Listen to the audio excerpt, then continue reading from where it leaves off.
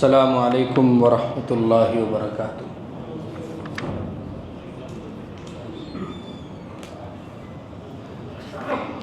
الحمد للہ نحمده ونستعینه ونستغفره ونؤمن به ونتوکل علیہ ونعوذ باللہ من شرور انفسنا ومن سیئات اعمالنا من يهده اللہ فلا مضل له ومن يضلل فلا هادی له ونشهد ان لا الہ الا اللہ وحدہ لا شریک له ونشهد ان محمدا عبدہ ورسولہ۔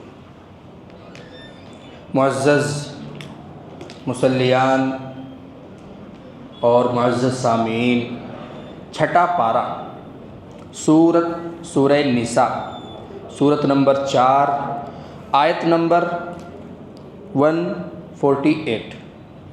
سب سے پہلی آیت آج جو پڑھی گئی ہے وہ سب سے پہلی آیت اللہ تبارک و تعالیٰ نے کلین بولڈ کیا۔ الٹی سیدھی باتیں کرنے والوں کو، گالم گلوچ کرنے والوں کو، فسق و فجور کی باتیں کرنے والوں کو، بیکار کی باتیں کرنے والوں کو، گپ شپ خام خام وقت ضائع کرنے والوں کو، اور فرمایا لا يحب اللہ الجہر بالسوء من القول الا من ظلم، کہ اللہ تبارک و تعالیٰ کو کوئی بھی بری بات پسند ہے ہی نہیں۔ جہر بولتے ہیں اس بات کو جو زور سے بول کر کہی جائے، اور سوء ان کے ڈکشنری میں جو معنی ہیں تو بری بات کے آتے ہیں، اور من القول، قول بات کو بولتے ہیں، کنورسیشن کو بولتے ہیں۔ تو کوئی بھی بری بات جو بول کر منہ سے کہی جائے اللہ کو پسند ہے ہی نہیں۔ تو جب اللہ تعالیٰ کو پسند نہیں ہے اور سارے کام اللہ تبارک و تعالیٰ کی پسند کے مطابق کرنے ہیں، تو پھر ایسی بات زبان سے کیوں نکالیں جو اللہ کو پسند نہیں؟ جب اسی کو پسند نہیں ہے جس نے بات کرنے کے لیے، عبادت کرنے کے لیے، اچھی باتیں کرنے کے لیے بھیجا ہے، تو پھر فائدہ کیا؟ یہ تو ایسی ہی بات ہوئی جیسے ایک آدمی کسی کو وکیل بنا دے اور یوں کہہ دے کہ یہ میری طرف سے 20,000 روپے رکھو اور میرے لیے ایک اچھا سا، پیارا سا، خوبصورت سا بکرا خرید کر لاؤ۔ اب یہ گیا مارکیٹ میں اور بہت خراب، بیکار، کمزور اور گندگی میں آلودہ بکرا خرید کر لاتا ہے۔ تو جب اللہ تبارک و تعالیٰ نے بندے کو اچھی بات کا مکلف بنایا، جب اس آدمی نے 20,000 روپے دے کر اچھی چیز خریدنے کا مکلف بنایا، تو پھر یہ خراب کیوں خرید رہا ہے؟ جب واپس لے جائے گا، مالک کے سامنے لے جا کر کھڑا کرے گا تو وہ تو دیکھ کر ناراض ہو جائے گا، وہ تو دیکھ کر کہے گا کہ میرے سارے پیسے تم نے ضائع کر دیے۔ تو اسی طریقے سے اللہ تبارک و تعالیٰ کی بارگاہ سے عہد الست، جب سب مخلوق کو اللہ تبارک و تعالیٰ نے دنیا میں بھیجنے سے پہلے وعدہ کیا، بہت سارے وعدے ہوئے، اور کہا الست بربکم، کیا میں تمہارا رب نہیں ہوں؟ تو سب نے ایک زبان ہو کر کہا تھا بلا، کیوں نہیں، آپ تو ہمارے رب ہیں یا ارحم الراحمین۔ تو جب ایک انسان یا ایک ذات یا ایک شے کو ہم خاص مان لیتے ہیں اپنے لیے، تو پھر اس کے علاوہ کسی کام کے کرنے کا ہمارے اندر عزم اور ہمت اور حوصلہ نہیں آنی چاہیے۔ تو اللہ تبارک و تعالیٰ کو ہم رب مان کر راضی ہو گئے، اب ایسا کام نہیں کرنا ہے جس سے وہ ناراض ہو، کیونکہ اللہ تبارک و تعالیٰ کے ساتھ جو وعدہ کیا تھا اس کی بھی خلاف ورزی لازم آئے گی، اور دنیا میں اللہ تبارک و تعالیٰ نے جو ہمارے 2 کندھوں پر 2 فرشتوں کو متعین کیا ہوا ہے وہ بھی تمام حرکتیں اور سکنات ہماری لکھ رہے ہیں۔ ایک انسان ایسا ہے کہ اللہ تبارک و تعالیٰ نے اس کو اجازت دی، اگر اس کے منہ سے کسی کی چگلی نکل جائے یا کچھ الٹی سیدھی بات نکل جائے، اسی کو اللہ تبارک و تعالیٰ نے فرمایا الا من ظلم، مگر ایسا آدمی جس پر ظلم کیا گیا ہو۔ اب ایک آدمی ہے کمزور سا ہے، اس کو پکڑ کے پیٹ دیا، اب وہ واپس بدلہ تو لے بھی نہیں سکتا، تو کیا وہ گالی بھی نہ دے؟ وہ تو گالی دے گا، اور اپنے گھر میں جا کر اس بات کا خوب تذکرہ کرے گا، اپنے ابو کو بتائے گا، امی کو بتائے گا آج فلاں چوراہے پر، فلاں دکان پر سامان خریدتے ہوئے کچھ لوگوں نے مجھے پکڑ کے پیٹ دیا، الا من ظلم، مگر وہ شخص جس پر ظلم کیا گیا۔ جب وہ ظلم کو بیان کرے گا تو بھلی اور بری بات دونوں ملا کر کہے گا، کیونکہ اس پر ظلم ہوا ہے۔ عادل بادشاہ کے سامنے انصاف کی گہار لگانے کے لیے جائے گا تو اسی طریقے سے بھلی اور بری بات دونوں بتائے گا، غصے میں بولے گا۔ تو ایسا شخص جس پر ظلم ہوا ہو، اس کے منہ سے اگر کوئی بات نکل جائے تو اللہ تعالیٰ کہتے ہیں وَكَانَ اللَّهُ سَمِيعًا عَلِيمًا، اللہ تبارک و تعالیٰ بہت زیادہ سننے والے ہیں، جاننے والے ہیں۔ اور زبان سے ہی برائی کو ادا کرنے ہی کی شرط نہیں، دل میں بھی برائی کو جگہ نہیں دینی ہے۔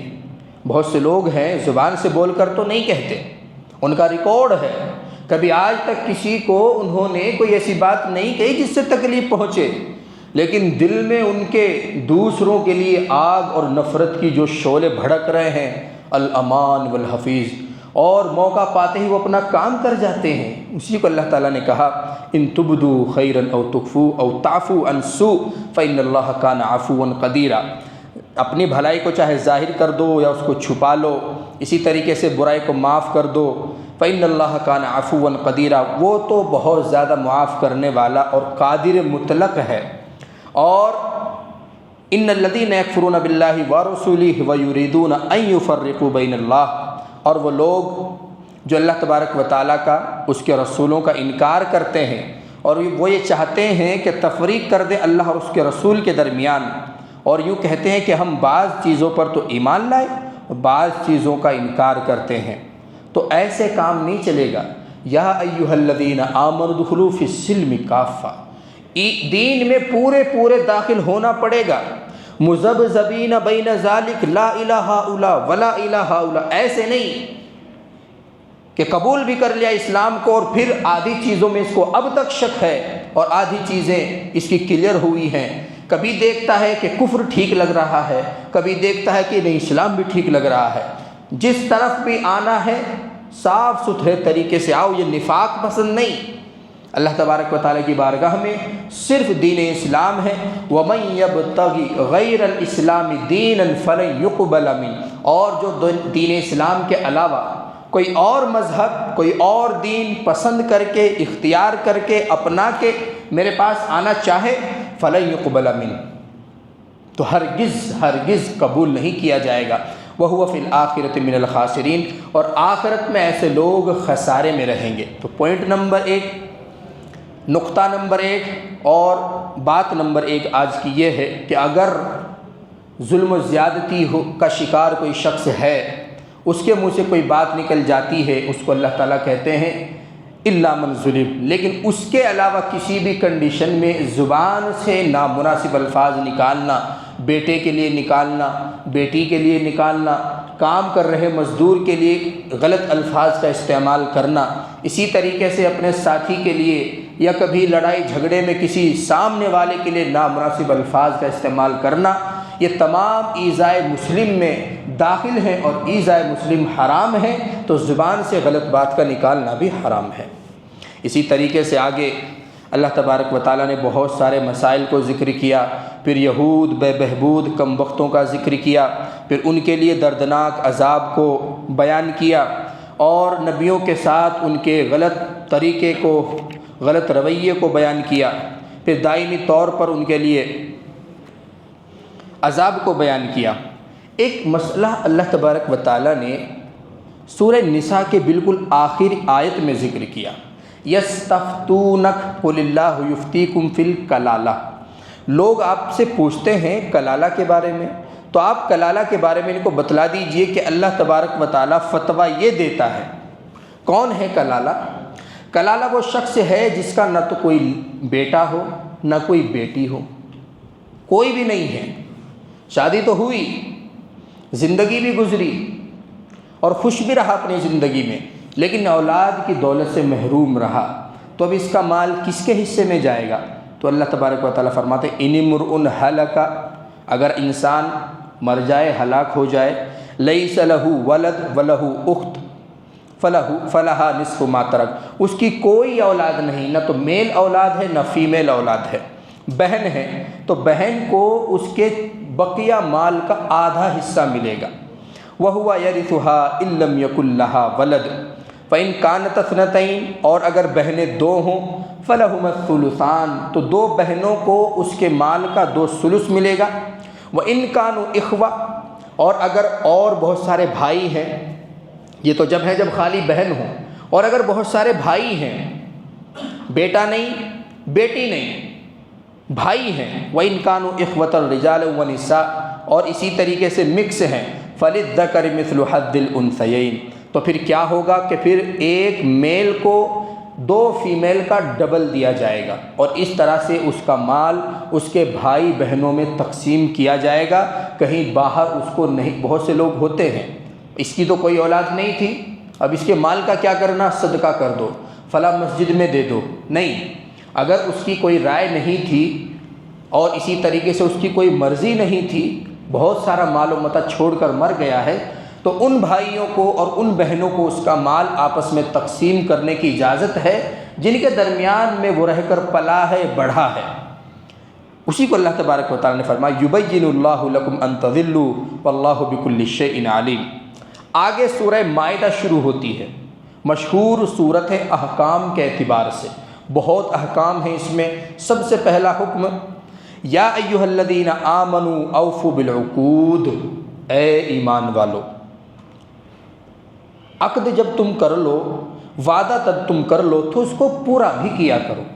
ایسا نہیں کہ وعدہ کیا اور توڑ دیا، ایسا نہیں کہ کسی کو بولا ٹھیک ہے کل چلیں گے انشاءاللہ 10 بجے تیار رہنا، اور 10 بجے فون سوئچ آف کر لیا، پھر شام میں 4 بجے اس کو آن کرتا ہے، پھر کہنے لگا وہ مہمان آ گئے تھے ٹھیک ہے انشاءاللہ کل چلیں گے، کل فون فلائٹ موڈ پہ لگا دیا، کھولا ہی نہیں، پھر کہہ دیا کہ کل اچانک ہاسپٹل میں جانا پڑ گیا، وہاں پر نیٹ ورک پرابلم تھی۔ بہت سے ہوتے ہیں اس طرح چونا لگاتے رہتے ہیں، بات کو آگے بڑھاتے رہتے ہیں۔ تو یہ تمام صفات مومن کی شان نہیں، بات کو بالکل کلیئر کرے، جانا ہے تو بھی بولے، نہیں جانا ہے تو بھی بولے۔ اور وعدہ صرف جانے نہ جانے کا نہیں ہوتا، وعدہ نہ جانے انسان کس چیز کا کرتا ہے، تو جو بھی وعدہ انسان کرے اس کو عمل میں لائے، اس کو پورا کرے۔ نبی کریم صلی اللہ علیہ وسلم کو کسی آدمی نے صرف یہ بولا تھا کہ یا رسول اللہ میں ابھی آتا ہوں، وہ یہاں والا ابھی آتا ہوں نہیں، یہاں والے جو ابھی آتے ہیں وہ کبھی نہیں آتے، وہ نہ جانے کے لیے آتے ہیں۔ شروع میں ایک آدھ مرتبہ اسی طرح صاحب کا ہمارا بھی پڑا، آتا ہوں حضرت، ہم کھڑے ہوئے ہیں، آتے ہوں گے 5-10 منٹ میں، سرور حضرت نے پھر اس کی وضاحت کی کہ آتا ہوں کا مطلب یہ کہ ٹھیک ہے بات ختم، جاؤ اپنے گھر۔ تو حضور صلی اللہ علیہ وسلم سے کسی نے کہا یا رسول اللہ میں آتا ہوں، کچھ دیر کا وقت لیا، حضور صلی اللہ علیہ وسلم انتظار میں وہ گھڑیاں وہیں کھڑے ہوئے گزارنے لگے۔ نماز کا وقت ہوا، نماز ادا کرنے کے لیے تشریف لے گئے، کیونکہ پہلے تو اللہ کا حق ہے، اس کے بعد بندوں کا حق ہے۔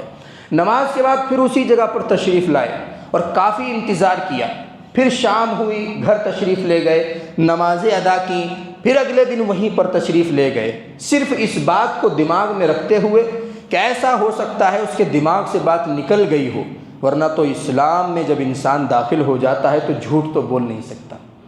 انسان جب اسلام کا دامن پکڑ لیتا ہے تو وعدہ خلافی تو کر نہیں سکتا، جھوٹی قسمیں تو کھا نہیں سکتا۔ آج کل عام دیکھیے، عام رواج ہے، جھوٹے وعدے، جھوٹی قسمیں، لوگوں نے کھیل بنا رکھا ہے۔ اگر کوئی سامان فروخت کرنا ہے تو اتنا 20 یا 30 یا 1 درجن یا 2 درجن قسمیں نہیں کھا لیتے، ان کا سامان ہی فروخت نہیں ہوتا۔ قسم خدا کی، قسم خدا، وہ ایک قصاب کا واقعہ ہے جو گوشت کاٹتا تھا، اب پرانا گوشت بیچتا تھا، آج کاٹ لیا اسی کو کل بھی بیچ رہا ہے، پرسوں بھی بیچ رہا ہے۔ اب اس نے بیان سن لیا کسی کا کہ جھوٹی قسمیں تو شریعت میں حرام ہیں، آپ قسمیں کھا کر یہ بیان نہیں کر سکتے کہ یہ آج کا تازہ گوشت ہے۔ تو اس نے ایک اینٹ، وہ جو اینٹ چھوٹی والی اینٹ ہوتی ہے، پتھر کا ٹکڑا، اس کو جزدان میں بند کیا اور اپنے پاس رکھ لیا۔ اب جب بھی کسٹمر آتا تھا، بھئی تازہ گوشت ہے، قرآن کی قسم، وہ پتھر رکھا ہوا ہے جزدان میں، اس پر ہاتھ رکھ کر قسم کھاتا ہے، قرآن کی قسم ابھی تازہ گوشت ہے۔ تو اس طرح حیلہ اختیار کرنا، سامان بیچنے کے لیے الٹی سیدھی راہ اختیار کرنا شریعت میں مذموم ہے، حرام ہے۔ اسی طریقے سے ایک رواج آج کل بہت عام ہو گیا، کھاؤ میری قسم۔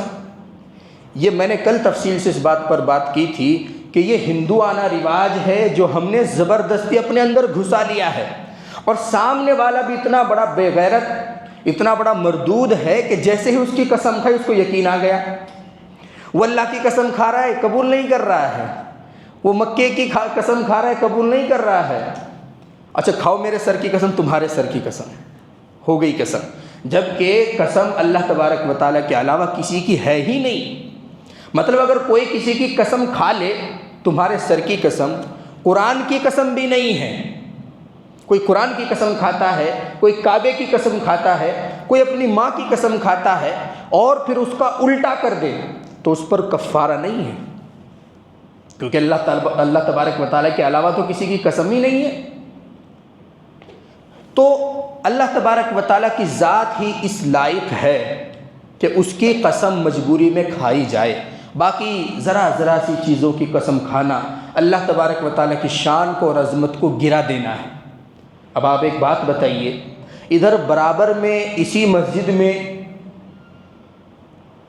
حضرت مفتی افتخار احمد صاحب، حضرت مفتی مزمل صاحب یا دارالعلوم دیوبند کے محتمم حضرت مفتی ابو القاسم صاحب تشریف لے آئیں اور ان کو آپ نے ہی بلایا درخواست کر کے، اب وہ ادھر بیٹھے ہیں اور آپ یہاں تشریف رکھ لیے، آپ میرا بیان سن رہے ہیں، ایسا ہو سکتا ہے؟ آپ ایسی شخصیت کو چھوڑ کر کہ جو جس کا حق ہے وہ اس کو نہیں ادا کر رہے ہیں، دوسرے کو دے رہے ہیں، اسی کو عربی میں کہتے ہیں وضع الشیء فی غیر محلہ ظلم، کہ چیز کو وہاں پر رکھ دینا جہاں پر اس کی جگہ نہیں، یہ ظلم ہے۔ تو قسم کو اللہ تبارک و تعالیٰ کی ذات سے اٹھا کر ایسی جگہ چپکا دینا جہاں پر اس کی جگہ نہیں، تو یہ بھی ظلم ہے۔ مفسرین نے تو یہاں تک لکھا ہے، بیان القرآن میں بھی یہ بات لکھی ہوئی ہے کہ غیر اللہ کی قسم کھانے سے بہتر تو یہ ہے کہ انسان اللہ ہی کی جھوٹی قسم کھا لے، کم از کم اگر گناہ کر رہا ہے لیکن اس کو اس بات کا یقین تو اس کے دماغ میں ہے کہ قسم اللہ کی کھائی جاتی ہے، کم سے کم گناہ اگر مل رہا ہے تو سنگل گناہ تو ہے، اور وہاں پر اپنا عقیدہ خراب کر رہا ہے، اللہ کو چھوڑ کر کسی اور کی قسم کھا رہا ہے اور پھر اللہ تبارک و تعالیٰ کی ذات کو کمتر ثابت کر رہا ہے، وہاں پر ڈبل گناہ ہے۔ تو اس لیے الٹی سیدھی چیزوں کی قسمیں کھانا آج کل بہت عام رواج ہو گیا، تو ان تمام چیزوں کو چھوڑنے کی ضرورت ہے۔ یا ایھا الذین آمنوا اوفوا بالعقود، اور کہنے کا انداز اللہ تبارک و تعالیٰ کا کتنا پیارا ہوتا ہے، اے ایمان والو۔ اب ایمان والو جب کہا تو صرف وہی سنے گا جس کے دل میں ایمان کی رمق ہوگی، اگر کسی کے دل میں ایمان کی رمق نہیں ہے تو وہ نہیں سنے گا۔ تو یہیں سے کلیئر ہو جاتی ہے بات کہ کون ایمان والا ہے اور کون ایمان کے جزدان میں گھسا ہوا منافق ہے۔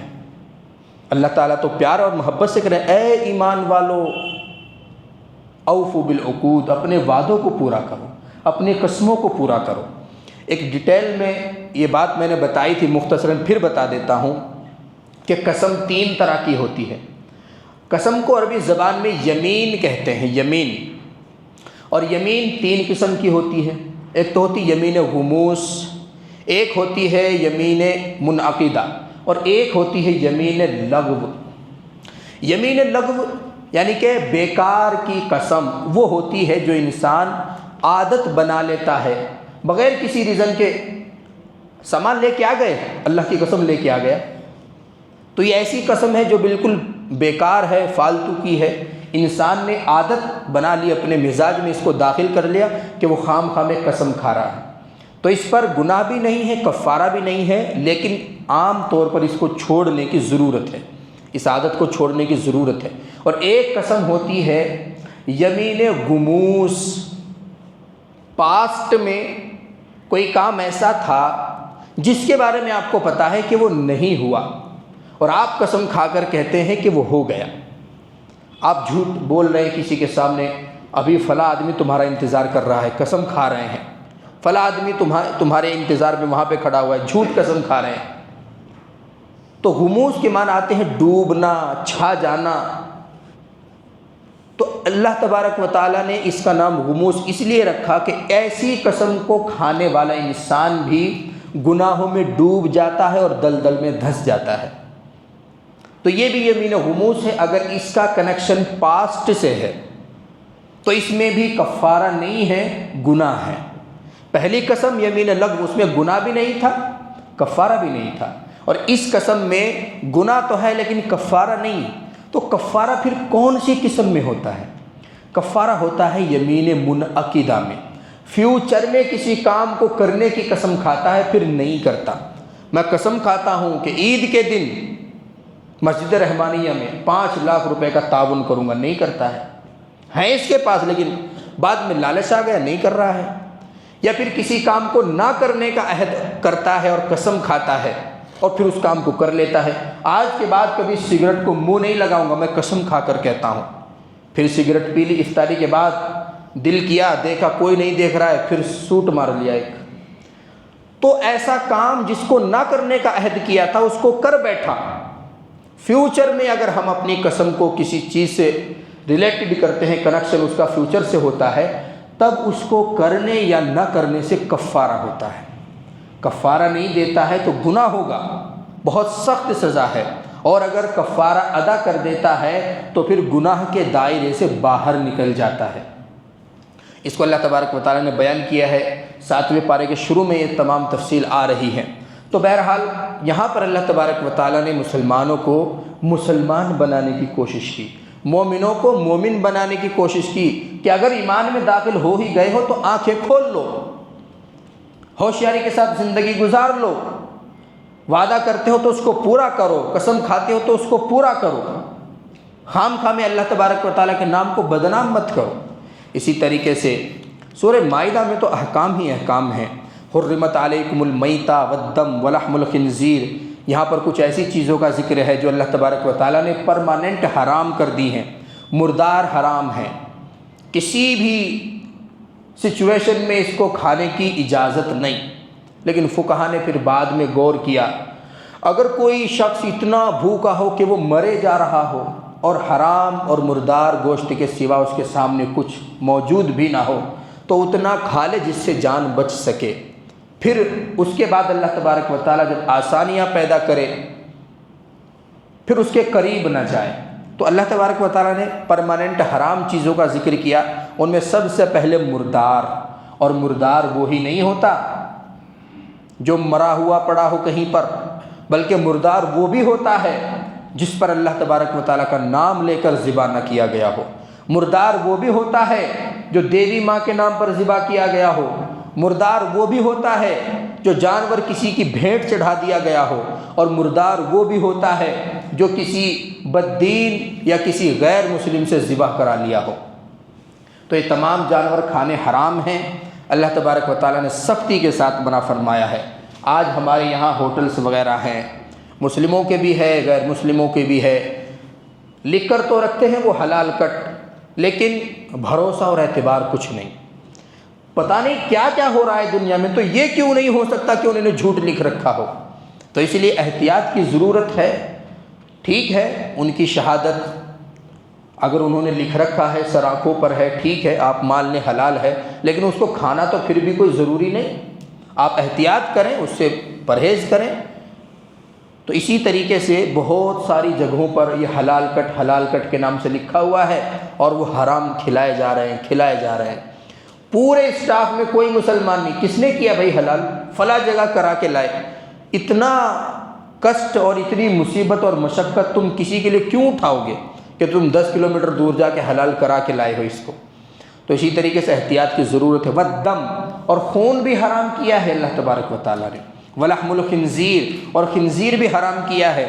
وما اہل لغیر اللہ بہ، اور وہ جانور بھی جو اللہ تبارک و تعالیٰ کے نام کے علاوہ نام پر ذبح کیا گیا ہے، وہ تمام کی تمام چیزیں حرام ہیں۔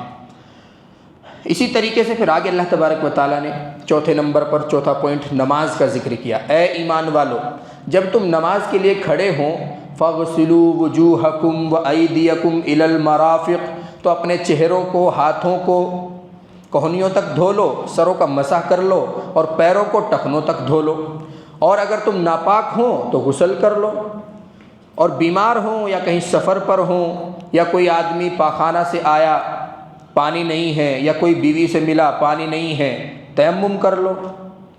تو یہ مسائل اللہ تبارک و تعالیٰ نے ذکر فرمائے، ان میں غور کیا کرنا ہے۔ ایک آدمی نے پوچھا، مسلمان ہی تھا، دیندار بھی تھا، تو اس نے پوچھا کہ وضو جب ہم کرتے ہیں تو ہاتھ، منہ، اسی طریقے سے مسا سر کا، اور پھر اسی طریقے سے چہرہ اور پیر ہی کیوں دھوتے ہیں؟ وضو میں یہی چیزیں دھونے کے لیے کیوں کہی گئی ہیں؟ ناک میں پانی ڈالتے ہیں، کلی کرتے ہیں۔ ایسا بھی تو ہو سکتا تھا کہ وضو کے لیے یہ حکم ہو جاتا کہ 2 لیٹر پانی اپنے بدن پر بہا کر آؤ، وہ کیوں نہیں کیا گیا؟ یہ تمام اعضاء، ہاتھ کو کوہنیے تک دھونا ہے، اور پورے چہرے کو اچھی طرح دھونا ہے، اور پیروں کو دھونا ہے۔ تو اس میں حکمت اگر آپ غور کریں گے تو آپ کو مل جائے گی۔ سب سے پہلے انسان اللہ تبارک و تعالیٰ کے سامنے اپنے ہاتھ بلند کرتا ہے، اللہ اکبر، دونوں ہاتھ اٹھاتا ہے، اور اس کے بعد تکبیر تحریمہ کے بعد ہی نماز میں شامل ہوتا ہے۔ تو اگر وہی ناپاک ہوں گے تو پھر نماز کو شروع کرنے کا فائدہ کیا ہے؟ دوسرے نمبر پر کلی کرتے ہیں کیونکہ اس کو تلاوت کرنی ہے۔ اگر منہ گندا ہے، منہ میں کچھ اٹکا ہوا ہے، خراب کھانا پھنسا ہوا ہے، اسی گندے منہ سے، بدبو والے منہ سے قرآن کی تلاوت کر رہا ہے، تو یہ کہاں کی عقل مندی ہے؟ تو اسی لیے حکم ہوا کہ کلی کرو، اور ایک مرتبہ میں کچھ کھانا رہ جاتا ہے تو دوسری مرتبہ کرو، دوسری مرتبہ میں نکل جاتا ہے تو پھر تیسری مرتبہ سیٹسفیکشن کے لیے کرو، تاکہ آپ کو تسلی ہو جائے اب میرا منہ پاک صاف ہو گیا۔ اسی طریقے سے اللہ تبارک و تعالیٰ نے چہرے کو دھونے کا حکم فرمایا، کیونکہ انسان کو اللہ تبارک و تعالیٰ کے سامنے اپنا چہرہ ہی رکھنا ہوتا ہے۔ انسان کی شناخت جو ہوتی ہے وہ چہرے سے ہوتی ہے۔ ابھی ایک انسان دروازہ کھول کر اندر آئے تو سب سے پہلے آپ اس کے کون سے پارٹ کو دیکھیں گے؟ چہرے کو۔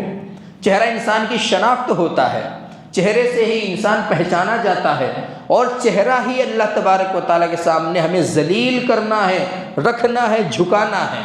ناک رکھتے ہیں، پیشانی رکھتے ہیں۔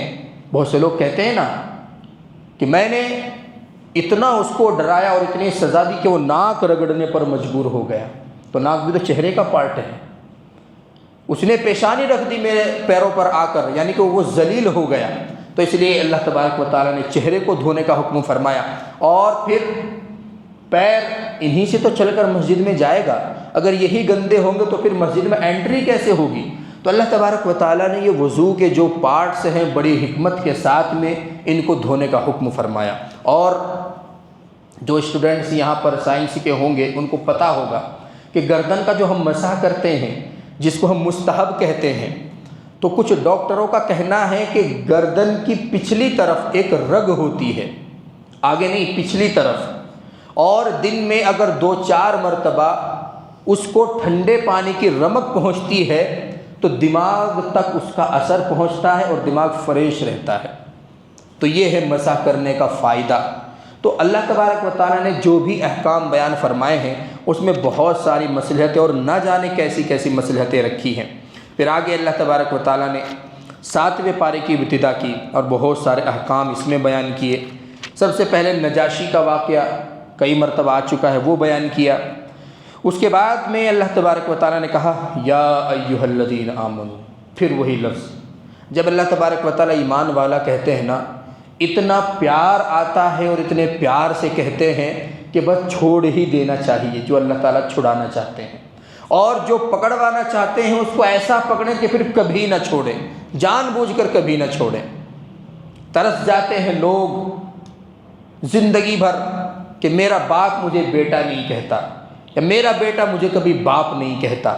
اللہ تعالیٰ کہتے ہیں اے ایمان والو، لا تحرموا طیبات ما احل اللہ لکم ولا تعتدوا ان اللہ لا يحب المعتدین۔ پاکیزہ چیزوں کو خام خواہ اپنے اوپر حرام نہ کرو، اور جو اللہ تبارک و تعالیٰ نے حرام کر دی ہیں ان کو حلال نہ کرو۔ وَكُلُوا مِمَّا رَزَقَكُمُ اللَّهُ حَلَالًا طَيِّبًا، اور اللہ تبارک و تعالیٰ نے جو تم کو پاکیزہ رزق دیا ہے اس سے کھاؤ۔ اب پاکیزہ سے مراد یہاں پر کیا ہے؟ ایک تو یہ ہے کہ وہ گندا نہ ہو، حرام نہ ہو، شراب نہ ہو، مردار نہ ہو، غیر اللہ کے نام پر ذبح کیا ہوا نہ ہو، اور ایک حلال وہ ہے کہ جس میں حرام کی آمیزش نہ ہو۔ دونوں طریقے کا حلال، ایک حلال تو وہ جو گندگی سے پاک ہو، اور ایک حلال وہ جس میں حرام ملا ہوا نہ ہو، یعنی کہ ظاہری طور پر بھی حلال ہو، باطنی طور پر بھی حلال ہو، ورنہ تو سود کی رقم رکھی ہوئی ہے، فریش گتی لگی ہوئی ہے، بالکل گندگی ان پر نہیں لگی ہوئی ہے، وہ مردار بھی نہیں ہے، وہ حرام بھی نہیں ہے، اور وہ کرنسی چلتی ہے اور وہ آپ کے قبضے میں ہے، لیکن حکم اس کا حرام کا ہے۔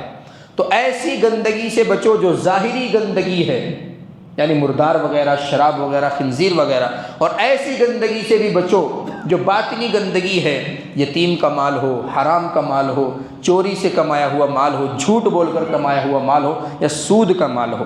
اللہ تبارک و تعالیٰ کہتے ہیں کہ اللہ تبارک و تعالیٰ تم کو متقی بنانا چاہتے ہیں۔ اللہ تبارک و تعالیٰ کی مرضی اور منشا یہ ہے کہ وہ تمہیں متقی بنا دے، کیونکہ جنت میں جن لوگوں کا داخلہ ہے وہ تقوی والے ہیں، اور جنت سے جن کو دور رکھا جائے گا وہ غیر متقی لوگ ہیں، فاسق و فاجر ہیں۔ تو ایسا نہ ہو کہ کہیں اس پاک اور معظم جگہ میں تم کو داخل کرنے کے لیے پہلے تمہیں واش کیا جائے، اور اللہ تبارک و تعالیٰ نے اگر ایک پل کے لیے بھی جہنم میں داخل کرنے کا فیصلہ کر لیا تو قسم خدا کی ہماری جان کتنی بھی دنیا میں مشقت برداشت کرنے کی عادی ہو، وہاں کی مشقت برداشت نہیں کر سکتے۔ اسی طریقے سے ہم کتنے بھی طاقتور ہوں، فرشتوں کے سامنے ہماری طاقت کام نہیں آئے گی۔ ہمارے پاس کتنا ہی پیسہ ہو، وہ رشوت خور نہیں ہیں، ان کے یہاں رشوت نہیں چلتی۔ تو اس لیے بہت سے لوگ کہہ دیتے ہیں کہ نماز چھوڑنا گناہ ہے، لیکن نماز چھوڑنا ایسا گناہ نہیں ہے کہ اللہ تبارک و تعالی ہمیشہ ہمیں جہنم میں داخل کریں گے۔ بہت بڑی جرت ہے، یہ بہت بڑا ڈھیٹ پن ہے، جہالت ہے، یعنی کہ گویا کہ ایک انسان اس بات پر راضی ہو گیا کہ ٹھیک ہے کچھ دن پہلے جہنم میں رہ لیں گے، پھر اس کے بعد جنت میں چلے جائیں گے۔ تو جہنم کی کوئی آگ دیکھ نہیں سکتا، برداشت نہیں کر سکتا، اس کو جھیل نہیں سکتا، تو پھر اس طرح کے الفاظ استعمال بھی نہیں کرنے چاہیے۔ اور اللہ تبارک و تعالیٰ کا جو مقصد ہے لعلکم تتقون، تاکہ تم متقی بن جاؤ، یہ تمام مشقتوں میں اس لیے ڈالا جا رہا ہے تاکہ تم دنیا ہی میں پاک صاف ہو جاؤ، میرے پاس آؤ تو صرف تمہیں جنت میں داخل کرنے کی مہلت ملے، اور اسی طریقے سے جو تقوی والے نہیں ہیں ان کو صرف جہنم میں داخل کرنے کا وقت ہے۔ یہاں پر تطہیر کا وقت نہیں، یہاں پر عبادت کا وقت نہیں، یہاں پر اعمال کا وقت نہیں، صدقہ زکوٰۃ کا، وہ تو سب دنیا میں کر کے آؤ۔ تو یہی تھا آخری پوائنٹ ہمارا کہ اللہ تبارک و تعالیٰ نے تمام عبادات کو جو ہم پر لازم کیا ہے وہ صرف اس لیے تاکہ ہم متقی بن جائیں۔ اللہ تبارک و تعالیٰ یہ تقوی کی صفت آپ کے اندر بھی پیدا فرمائے، ہمارے اندر بھی پیدا فرمائے، اور ہم سب کو اس رمضان المبارک کی برکت سے ہمیشہ گناہوں سے دور رہنے کی توفیق عطا فرمائے۔ الحمدللہ رب العالمین والعاقبۃ للمتقین والصلاة والسلام علی سید الانبیاء والمرسلین سیدنا و مولانا محمد وعلی آلہ واصحابہ۔ ربنا آتنا فی الدنیا حسنہ وفی الآخرۃ حسنہ وقنا عذاب النار۔ مولا کریم ہمارے تمام صغیرہ کبیرہ گناہوں کو معاف فرما۔ مولا کریم جو پریشان حال ہیں، کسی بھی طرح سے پریشان ہیں، کسی بھی پریشانی میں پریشان ہیں، مولا کریم غیب سے سب کی رہائی کے اسباب مہیا فرما۔ مولا کریم جو ناجائز مقدمات میں پھنسے ہوئے ہیں، مولا کریم ان کے حال پر بھی رحم فرما۔ مولا کریم شیطان کے مکر و فریب سے ہم سب کی اسی طرح حفاظت فرما جس طرح نیکی رمضان میں عطا کر رہے ہیں، مولا کریم غیر رمضان میں بھی ہمیں اتنی ہی ہدایت عطا فرما۔ مولا کریم رمضان المبارک کا جو مبارک مہینہ باقی رہ گیا ہے اور اکثر باقی ہے، اس کی قدردانی کرنے کی توفیق عطا فرما۔ مولا کریم یہ تو آپ کا احسان ہے، ورنہ ہم تو اس قابل نہ تھے کہ اتنا معظم مہینہ ہمارے گناہوں کو دھلنے کے لیے تاکہ آپ دنیا ہی میں ہمیں پاک صاف کر دیں بھیج دیا۔ مولا کریم اس کی قدردانی کرنے کی توفیق عطا فرما۔ مولا کریم جتنے لوگ ہاتھ اٹھائے ہوئے ہیں سب کی جائز تمناؤں کو، جائز مرادوں کو پورا فرما۔ اگر گھر میں کوئی بیمار ہیں، پریشان حال ہیں یا دعا کے لیے کہتے ہیں، مولا کریم سب کی پریشانیوں کو دور فرما، سب کے دل کی جائز تمناؤں کو، جائز مرادوں کو پورا فرما۔ سبحان ربک رب العزت عما یصفون وسلام علی المرسلین والحمد للہ رب العالمین۔